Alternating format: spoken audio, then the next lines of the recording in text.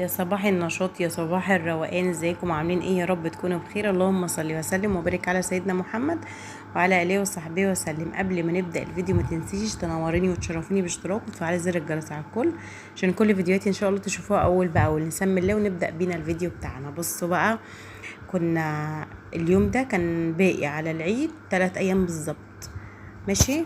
وكنت بقى عامله ايه؟ كنت غاسله البطاطين. كنت غاسله كل البطاطين وكنت نشرتها ولميتها. طبعا انا لما غسلت البطاطين كنت غسلت البطاطين يوم تقريبا كده يوم الاثنين، مش فاكره بالظبط، بس هو كان يعني في اول الاسبوع.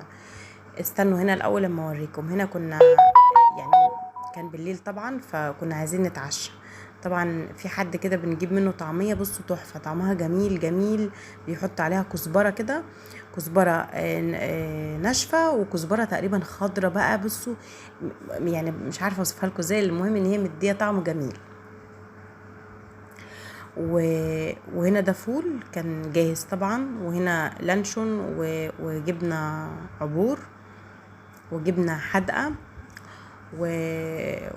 ولو الصفرة دي جبنة اللي هي الجبنة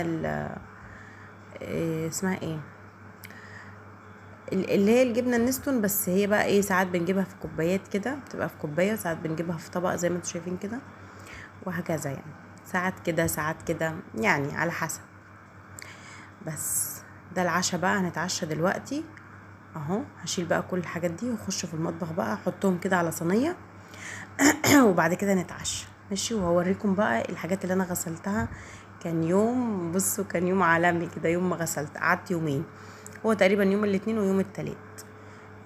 غسلت حاجات كتير، من ضمنهم الحفاظات دي. الحفاظات دي انا عايزه اقول لكم كان يعني اتضحك عليا فيها.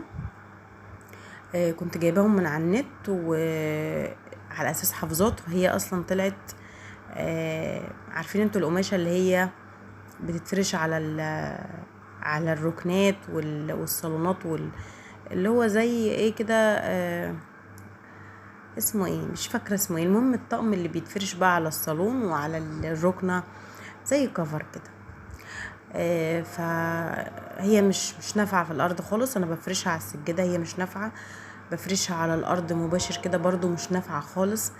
فهي مش هتتفرش غير على صالون ركنه زي ما انتوا شايفين كده اهو. دي كانت عامله 150 جنيه. انتوا شايفينها كبيره، بس هي مش كبيره، ده هي صغيره ومش كبيره خالص يعني. هي تقريبا مش فاهم يعني، هي تقريبا مترين في متر وربع. كنت جايبه 2 منهم، كنت جايبه 2 ب 300 جنيه.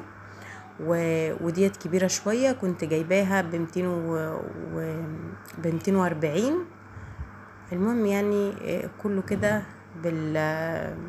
بصوا بوريكم. كنت لسه ما خلصتش بقى، لسه بقول يا هادي. انا عملت الشقه كلها في يومين 2 بس طبعا الدواخل انا عاملاها من قبل كده، بس انا سايبه الحاجات اللي هي خفيفه يعني. بس هنا بوريكم بقى، بقول لكم هشيل الكرسي ده من هنا. الكرسي وطبليه صغيره كده بلاستيك كنت جايباهم، بس انا مش لاقيه لهم مكان، فانا حطاهم هنا عشان مش لاقيه ليهم مكان. رغم ان شقتي واسعه ما شاء الله، شقتي واسعه خالص، بس انا مش لاقيه ليهم مكان. وعايزه اقول لكم في حاجات كتير انا مش لاقيه لها مكان. يعني انا لما بقعد مع نفسي كده بقول انا مش عارفه ايه اللي انا عملته في نفسي. انا كركبت الشقه على دماغي، مع ان الموضوع يعني مش مستاهل ان انا اكركب الدنيا. جايبه حاجات كتير والله. انا بصوا كل ما بشوف حاجه وتعجبني بشتريها، كل ما بشوف حاجه وبتعجبني بشتريها. فعايزه ابطل كده اشوف حاجه واشتريها خلاص. انا اصلا جايبه حاجات كتير، كل اصلا لوازم البيت عندي، كل حاجه عندي، كل حاجه موجوده عندي، اللهم بارك يعني. فانا عايزه ابطل بقى العاده دي ان انا كل ما اشوف حاجه اشتريها. بس هنا حطيت الفول في الطبق ده. الاول كنت يعني الطعميه كنت المفروض احطها في الطبق اللي هو البيضاوي ده، بعدين نسيت ورجعت فضيتها هنا. بس هنا كان تاني يوم بقى صحيت. ده كان تاني يوم الساعة 10 ونص 11 كده. كنت جايبة حاجات وانا جاية يعني، رحت السوق كده، جبت شوية حاجات خفيفة يعني. من ضمنهم كنت جايبة سمك. كنت جايبة سمك نوعين، كنت جايبة سمكتين كده كبار ليا طبعا، اكيد مش هاكلهم لوحدي، بس انا يعني جايبة سمكتين عشان اكيد في حد هياكل معايا يعني. وكنت جايبه سمك تاني نوع تاني برضو ماشي، يعني كنت جايبه سمك نوعين بس وطحينه وعملت رز. طبعا انا اليوم اللي بمسح فيه او بغسل فيه بطاطين بشتغل فيه ويكون شغل يعني عميق كده، انا ما بطبخش فيه، انا ببعت اجيب اكل، يا اما اجيب سمك، يا اما يكون عندي اكل بايت، يا اما آه يعني المهم ان انا اكون موضوع الاكل ده خلصان معايا، ما اعملش في نفس اليوم بس كده. عملت بقى شوية رز وعملت سلطة.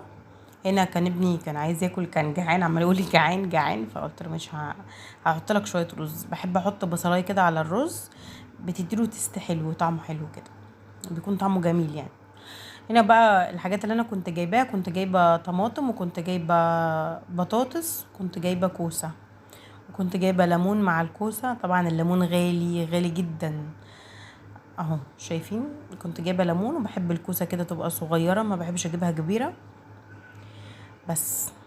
وكنت جايبه فلفل بس حطيته في التلاجة ونسيت يعني. وجبت كمان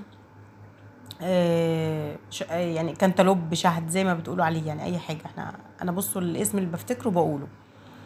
وقطعته كده وحطيته في التلاجة، وعملت شويه سلطه. طبعا يعني مش فاهمه في ايه، تحسوا كده في حاجه غريبه. انا جايبه اساسا خضره محشي اهي شايفين. الطبيعي ان انا احط شويه على السلطه، ما حطيتش، ما تعرفوش ليه، ونسيت اجيب خيار. هنا كمان العنب ده، بصوا العنب ده طعمه جميل جميل جميل، يعني هو غالي شويه بس طعمه حلو. هحط بقى عليه شويه ميه كده واغسلهم وخلاص. هنا بقى كنا بوريكم بقى انا عملت ايه. بما ان الحافظات، انا لسه ما عملتش حاجه في الشقه، بس بما ان الحافظات زي ما انا قلت لكم ان الحافظات دي يعني هي مش نافعه في اي حاجه غير ان هي تتفرش كده على ركنه صالون اي حاجه. فانا آه انا بوريكم ايه. انا لسه على فكره لما الحاجات دي وبوريكم. ايوه بوريكم تاني. انا ما وريتكوش اولاني. ايوه انا ما وريتكوش لما قلت لكم انا غسلت البطاطين ولميتها ولسه هطبقها واظبطها. هنا بصوا، هو انا صورت تاني يوم تاني على فكره، يعني انا صورت يوم ما كنا بنتعشى، وتاني يوم بصور تاني مش فاهمه في ايه. المهم يعني بصوا خدوني على قد عقلي. هنا كنت بقول لكم ان الحافظه دي مش هينفع تتفرش في الارض، وهي هتتفرش على الصالون هنا بس. هنا ده اللحاف كنت غسلاه، وادي هنا البطاطين دي كنت غسلاها، واللهم صل على النبي. وهنا كنت غاسله شويه هدوم كنت عايزه اطبقهم، وبوريكم بقول لكم نسيت الهدوم. فالشمس عندي الشمس في البلكونه دي شديده كده فبتبوظ الهدوم، ما بحبش انشر فيها. اكتر حاجه بتبقى حلوه وجميله خالص المنشر لما بتنشري بقى في بلكونه ضله كده، يعني ما تنشريش في الشمس عشان صراحه الشمس شديده اليومين دول، فبتحسوا ان هي بتحرق الحاجه كده. ف يعني البديل في الوقت ده هو المنشر. بالنسبه للناس اللي هي بلكوناتها بقى طول اليوم فيها شمس، انا عندي بلكونتين، بلكونه كبيره وبلكونه صغيره. البلكونه الصغيره هي اللي ما بيكونش فيها شمس يعني الا العصر كده. اما البلكونه الكبيره الشمس من الساعه 11 فيها لعند ما الشمس بتغرب بقى، وهي الشمس فيها يعني طول اليوم بقى، فانا ما بحطش فيها حاجه. هنا بقى الحافظه دي كنت بقول لكم ان انا عايزه اقصها واعملها كغيار كده للركنه والصالون، يعني ما بين هنا وما بين هنا. والمنظر زي ما انتم شايفين مش تمام خالص اهو، بس كل الحاجات دي نظيفه يعني، كل الحاجات دي نظيفه، والارض كمان نظيفه. انا كنساها ومسحاها، بس مسحاها على السريع كده. فكل حاجه نظيفه، عارفين انتوا الدواخل نظيفه، الصالون منفضاه ومظبطاه، الركنه كذلك غسله اللهم صل على النبي، غسله اللي اسمها ايه، الشلت، الشلت غسلاها، مش الشلت نفسها، الكفر اللي على الشلته غسلاه. فكل حاجه نظيفه عندي، الدواخل نظيفه. فانا كنت سايبه الارضيات بقى والحاجات الخفيفه دي. عملت كل الكلام ده امبارح. انا بسجل لكم الفيديو، احنا النهارده يوم الوقفه، انا بسجل لكم الفيديو يوم الوقفه. الكلام ده انا عاملاه امبارح اللي هو قبل الوقفه بيوم، تمام. فكل ده خلصان، يعني الفيديو ده متصور قبل الوقفة. متسجل، قصدي متسجل، هو متصور من قبل كده. متصور خلال الاسبوع كله، يعني بقالي يومين بصور فيه بس. فهنا بقى كان عندي شوية هدوم ومرضتش انشر في الشمس. انا بنشر في الظل زي ما انتم شايفين كده، لان البلكونه دي احسن بلكونه عندي في الصيف. يعني البلكونه دي هي روح البيت في الصيف عندي، ما فيهاش شمس وجميله وطول النهار قاعدين فيها. الشمس بتيجي بس العصر، انتوا فاهمين بقى، الشمس من العصر اللي عند المغرب ما بتبقاش شديده.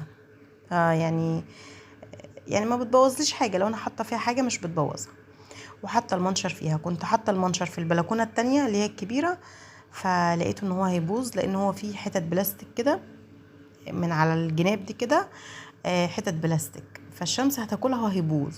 فانا قلت لا، انا هجيبه هنا بس كده. كنت نشره كمان ملايات، كنت يعني بصوا مطبقاها كده، يعني تانيها كده نصين ونشرها بس، ونشفت من درجة الحرارة. يعني من شدة الحر الملايات وهي متنية كده نصين نشفت عادي، ما فيش مشكلة. بس المنشر ده المنجز بتاعي، بصوا انا مش عارفة ازاي كنت عايشة من غيره والله. يعني بصوا بقعد كده مع نفسي. انا لسه جايبه على فكرة بقالي شهر او كمان ما كملت الشهر، بس حاسة ان هو كده بصوا، لا يعني هو المنجز بتاعي. غسلت وقت ما غسلت هو معايا يعني تمام. بس لميته كده علشان ما يخبطش حد، لو حد يعني طالع من الباب كده، يعني طالع في البلكونه ما يتخبطش فيه بس كده. هو ده الفيديو بتاعي بقى. متنسيش بقى يا ست الكل كده تنوريني وتشرفيني باشتراك وتفعلي زر الجرس على الكل وتحطي لايك للفيديو. شايفين بقول لكم العصافير مبهدلاني خالص. العصافير بتنام في التكييف فوق، في التكييفين هنا وهنا، فمبهدلين الحيط بس ومبهدلين الزرع بتاعي كده. الفيديو خلص، اشوفكم على الف خير.